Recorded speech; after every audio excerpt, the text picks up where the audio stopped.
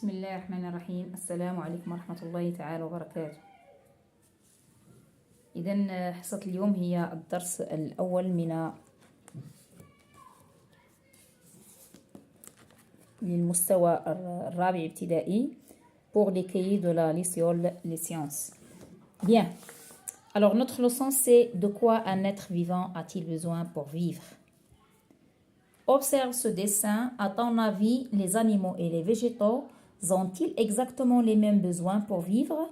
Discutons avec ton voisin. Alors, regardons le dessin ou bien l'image. Alors, regardez bien ce dessin. Alors, qu'est-ce qu'on voit sur ce dessin? Alors, regardez bien ici. On a bien sûr des animaux, comme vous le voyez. Donc, on repère les animaux qui mangent. Un animal qui mange, un autre qui boit. Et on remarque aussi qu'il y a le vent, d'après ces plantes, il y a le vent. On a le soleil. On voit aussi qu'il y a des animaux qui ont ce qu'on appelle des narines. D'accord? Mais quel est le point commun, si vous voulez, entre ces animaux? Alors, qu'est-ce que vous voyez? Leur commun ici, qu'est-ce qu'on a comme point commun entre les animaux et les végétaux? À votre avis, est-ce que les animaux, ou plutôt les végétaux, respirent ou non? Et comment, si vous voulez, obtiennent leurs éléments nutritifs? Alors, comme vous le voyez ici, et d'après la question, quels sont les besoins vitaux des animaux et des végétaux? Bien sûr, on va voir que les animaux mangent, boivent et respirent. Les végétaux ont besoin aussi d'eau et de soleil. Et on va voir les détails dans les exercices. Alors, je cherche, deuxièmement,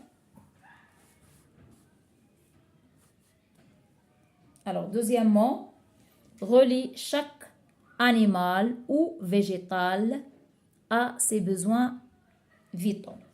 Alors, regardez bien ici. De ce côté, on a des animaux et de l'autre côté, on a des végétaux. Et vous avez ici les besoins eau, aliments ou éléments nutritifs, oxygène de l'air, eau de l'eau, lumière du soleil. Bien. Alors, comme j'ai dit ici, vous voyez ici, avec l'oxygène de l'air, on va voir que les animaux, vous voyez, les animaux ou bien les végétaux, les animaux comme les végétaux, réalisent leur respiration, mais bien sûr, pas avec les mêmes organes. Bien. Alors, on va essayer de relier chaque animal ou végétal à ses besoins vitaux. Alors, bien. Alors, je vais essayer d'utiliser des couleurs différentes pour bien montrer ses besoins.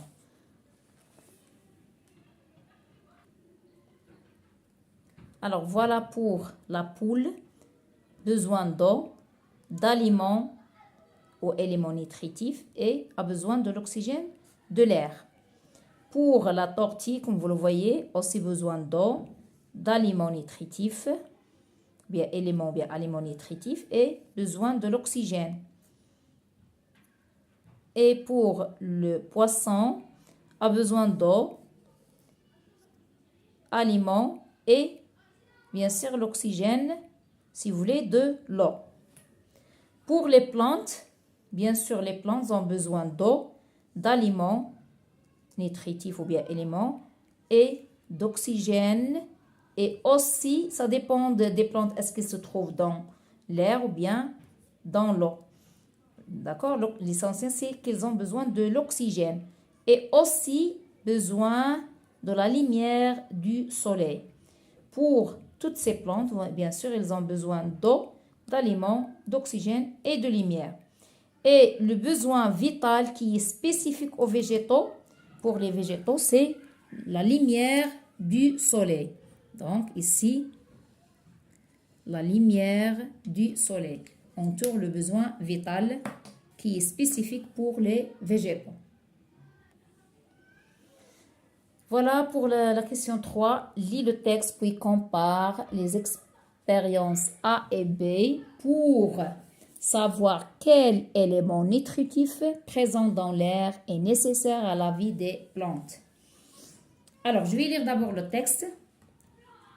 Les plantes des expériences A et B sont arrosées et placées à la lumière du jour. Ce qui est fait pour A et B. Après 3 jours, on va voir. Sous la cloche de l'expérience B, le dioxyde de carbone de l'air est éliminé. Ici, on a essayé d'éliminer le CO2, c'est-à-dire dioxyde de carbone, par de la potasse placée dans une coupelle. Vous voyez ici, on a essayé de mettre ce qu'on appelle potasse qui va supprimer ou bien éliminer le CO2, c'est-à-dire le dioxyde de carbone. Alors, regardons qu'est-ce qu'il arrive après 3 jours pour A et pour B. Donc, A, on n'a pas, si vous voulez, on n'a pas éliminé le CO2. Mais ici, on a éliminé le CO2. Regardez qu'est-ce qu'il arrive. Dans quelle expérience la plante fane-t-elle? C'est-à-dire, fane, ça veut dire, si vous voulez, meurt. Ne se développe pas. Bien sûr, vous voyez que c'est dans l'expérience B. Parce qu'on a supprimé le CO2. Et que peux-tu en déduire? On va dire que le CO2 est un élément qui est nutritif nécessaire à la vie des plantes. Alors voilà, que peut-on déduire? On va dire que le CO2, c'est-à-dire le dioxyde de carbone, est un élément nutritif nécessaire à la vie des plantes. Bien, passons à la question 4 maintenant. Observe ces 3 expériences pour savoir quels éléments nutritifs présents dans l'eau sont nécessaires à la vie et à la croissance des plantes. Voilà les expériences. Eau de pluie avec un peu de minéraux. Eau déminéralisée, c'est-à-dire sans minéraux. Ici, engrais avec beaucoup de minéraux. Alors, début de l'expérience, 5 jours plus tard, 10 jours plus tard et 15 jours plus tard. Alors, regardez qu'est-ce qu'on a, qu'est-ce qu'on trouve. Bien sûr, ici, on a mis coton, d'accord? Regardez qu'est-ce qu'il arrive après 15 jours. 600 avec 100 minéraux, regardez qu'est-ce qu'on a. Et lorsqu'on a mis beaucoup de minéraux, voilà ce qu'on a. Bien, dans quelle expérience la plante grandit-elle le plus?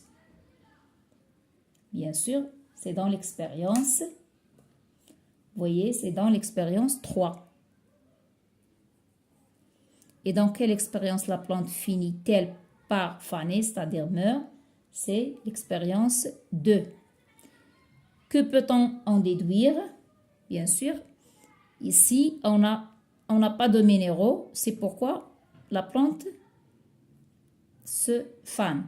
Donc, on va dire que les minéraux sont des éléments nutritifs qui permettent à la plante de vivre et de grandir. Voilà, je vais vous écrire ça. Voilà, on va dire que les minéraux sont des éléments nutritifs qui permettent à la plante de vivre et de grandir. Et j'ai compris qu'on va utiliser ces mots pour faire une conclusion. On dit « Tous les êtres vivants ont besoin d'eau et d'oxygène pour vivre. Le CO2, les minéraux et le soleil sont seulement nécessaires pour les végétaux. » Voilà pour les exercices, page 6-7.